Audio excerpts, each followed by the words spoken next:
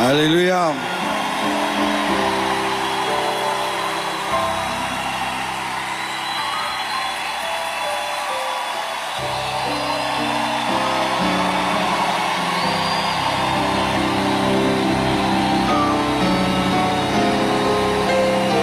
Merci.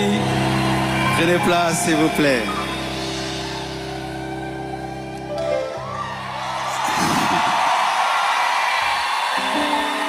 Amen. Ne coupez pas le live, hein. Nous voulons que ça passe en live. Ne coupez pas le live.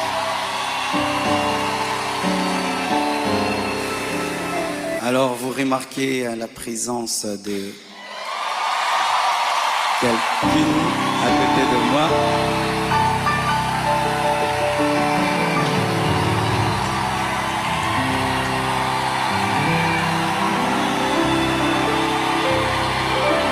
Amen. Est-ce que je peux maintenant parler? Amen. Alors, beaucoup de gens posent la question, elle est d'où, elle est d'où, elle est qui? Même des gens me posent la question, même sur ses cheveux. Est-ce que ce sont ses vrais cheveux? Mais les Congolais, nous sommes graves, hein? Même les cheveux de quelqu'un, vous suivez. Elle est malienne, elle a aussi des origines libanaises, donc c'est un mélange comme moi aussi. Alors, j'ai quelque chose à vous dire. Alors, pour ne pas aller de travers, j'ai préféré écrire, afin d'être concis et d'être clair, parce que il est bon vraiment que je vous raconte comment on s'est rencontrés. Amen. Hein?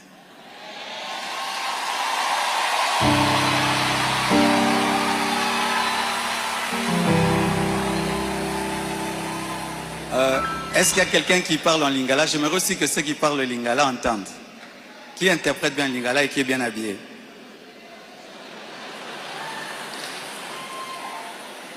Ok, on va traduire pour ceux qui parlent en lingala un jour. Chers frères et sœurs, après le décès brusque de Maman Blanche, j'ai traversé l'une des saisons les plus sombres de ma vie. J'étais au bord de la dépression, même de l'AVC et même de la mort. Mais beaucoup ne s'en sont pas rendus compte, car je faisais l'effort de rester fort pour vous encourager et pour que l'Église ne devienne pas un lieu de deuil permanent.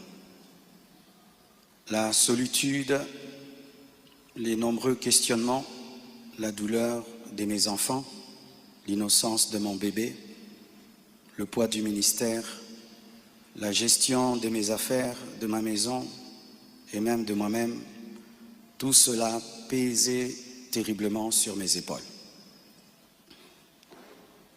Il m'arrivait de sécher mes larmes avant de prêcher et de pleurer dans mon bureau après avoir prêché. Dans cette épreuve, le pasteur Ézéchiel Moulumba, un ami d'enfance et fils du même père spirituel, me parla un jour de sa fille Esther. Mais je lui répondis que je n'avais ni la force ni la tête à cela. J'avais même demandé à Dieu le don du célibat dans l'espoir de ne plus jamais ressentir le besoin de me marier. Mais Dieu ne répondit pas à cette prière. À plusieurs reprises, par l'intermédiaire des prophètes, des songes et des convictions personnelles, le Seigneur me fit comprendre qu'il voulait que je continue ma route et que je refasse ma vie avec quelqu'un d'autre et qu'il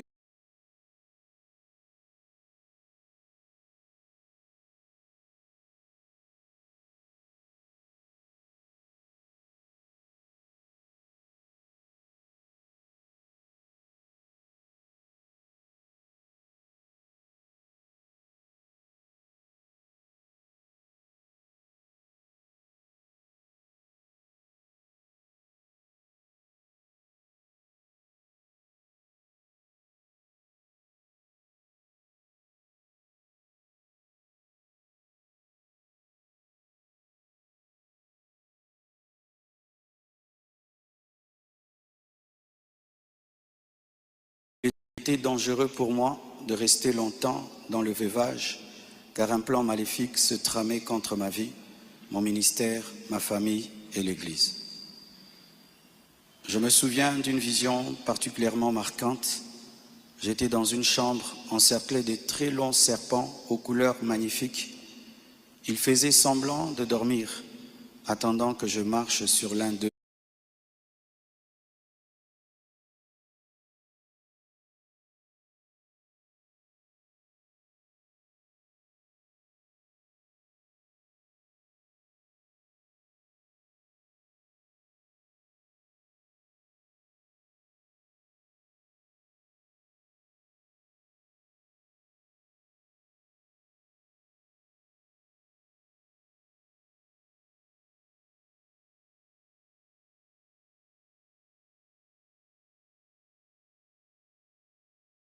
Pour m'attaquer.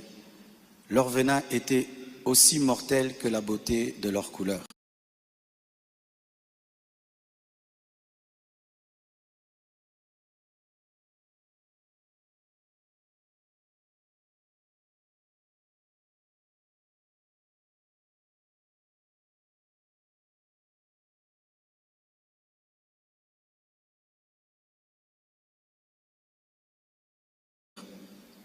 Un seul carré d'1 mètre sur 1 mètre me servait de refuge.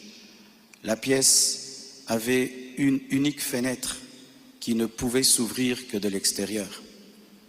Et je voyais une servante de Dieu venir ouvrir la fenêtre afin que je puisse m'échapper. Dans cette agonie intérieure, le Seigneur me poussa à recontacter le prophète Ézéchiel, qui me donna le numéro d'Esther. Mais au début, elle ne répondait pas. J'en fis part au prophète qui lui transmit alors mon propre numéro. La première chose que je lui avais demandé, c'était de prier pour moi. Ensuite, nous avons commencé à échanger. Je lui ouvrais mon cœur, elle m'écoutait, me soutenait, priait avec moi, tout en continuant à remplir fidèlement ses responsabilités au travail parce qu'elle était une responsable là où elle travaillait. Et à l'église, elle était plutôt photographe, caméraman, modératrice, prédicatrice. Elle était diaconesse et elle était consacrée pasteur. Et elle continue à remplir fidèlement ses responsabilités au travail à l'église, même très tard la nuit quand j'avais des insomnies et malgré le décalage horaire de 5 et 6 heures. Au fil du temps, une relation s'est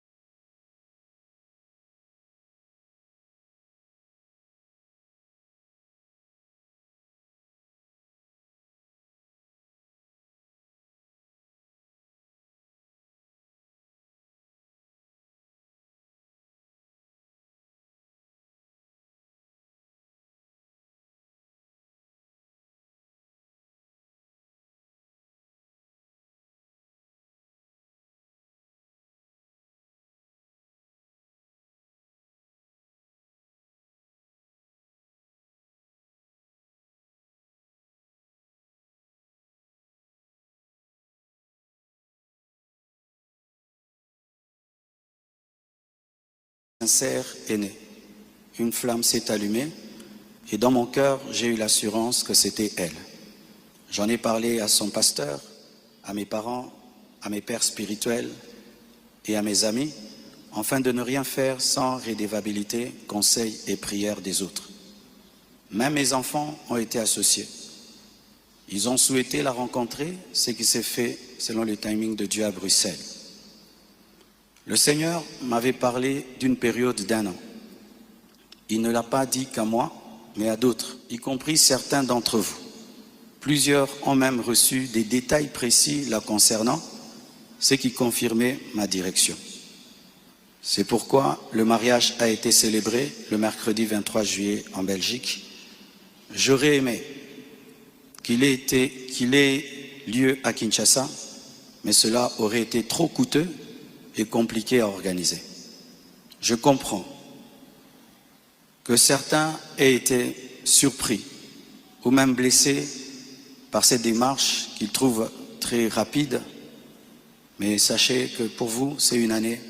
Mais moi, j'ai senti que j'ai fait 3 ans, tellement que c'était terrible, mais je ne pouvais pas, sur cette chair, vous relater ma vie.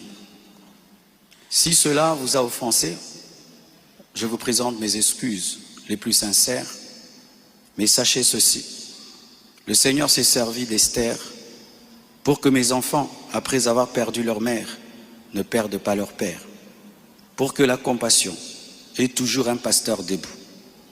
Je l'aime profondément.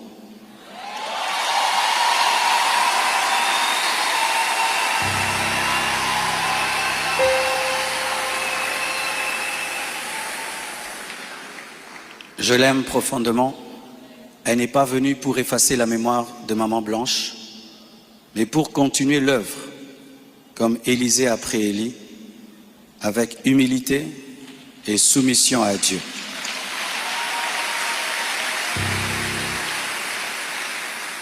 Priez pour elle, elle est étrangère, c'est sa première fois d'être au Congo. Elle a eu le baptême de 4 heures du temps d'embouteillage. Et aujourd'hui, Dieu a fait grâce, il fait froid. Je lui ai dit, tu sens le froid quand même? Elle a dit, mais c'est climatisé. Je dis, non, c'est le vent. Priez pour elle, portez-la dans vos cœurs, comme vous m'avez toujours porté dans les vôtres. Demeurez en paix et continuez à prier pour nous, pour toutes ces certaines choses que vous entendez. Je vais clarifier ça progressivement, avec le temps de Dieu, dans l'amour, dans le pardon et dans la sagesse, sans rancune. Et merci de tout cœur et que Dieu vous bénisse abondamment.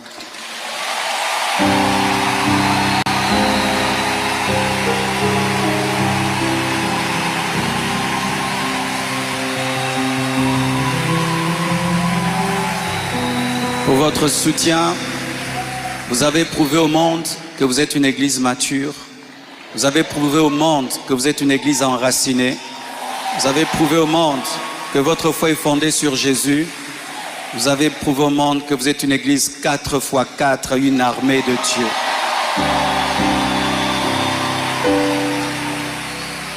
Des fois, j'ai dit à Dieu, tu as beaucoup de serviteurs, pourquoi tout ça c'est moi? Il y a beaucoup d'églises au Congo, pourquoi la compassion, la pluie, les écrans qui tombent sur les gens? Mais nous avons une grande destinée. Un jour, nous comprendrons pourquoi tout ça. Alléluia. Aujourd'hui, nous voulons que vous puissiez prier pour nous. On a prié pour nous à Bruxelles, mais votre prière me manquait. Priez pour nous, s'il vous plaît.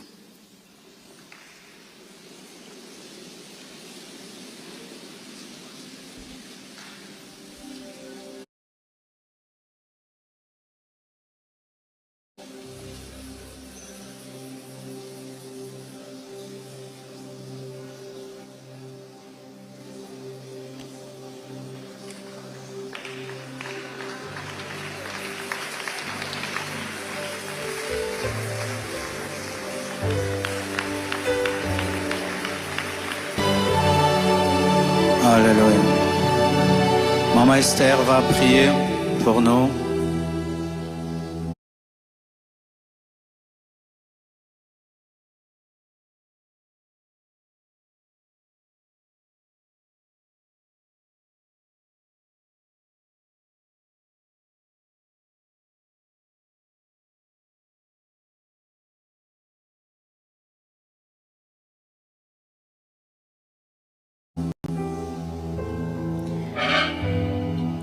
Seigneur, nous voulons te rendre grâce ce matin pour cette première journée, ce premier matin des 25 matins. Nous te rendons grâce éternelle pour tout ce qui a pris place en ce lieu. Nous te disons merci Seigneur parce que nous avons déjà expérimenté ta présence. nous pouvons palper et sentir ta présence en ce lieu. Et pour cela, nous te rendons des actions de grâce. Nous ne prenons pas pour acquis ta présence, mais nous savons que c'est un privilège que tu nous accordes de la manifester en ce lieu.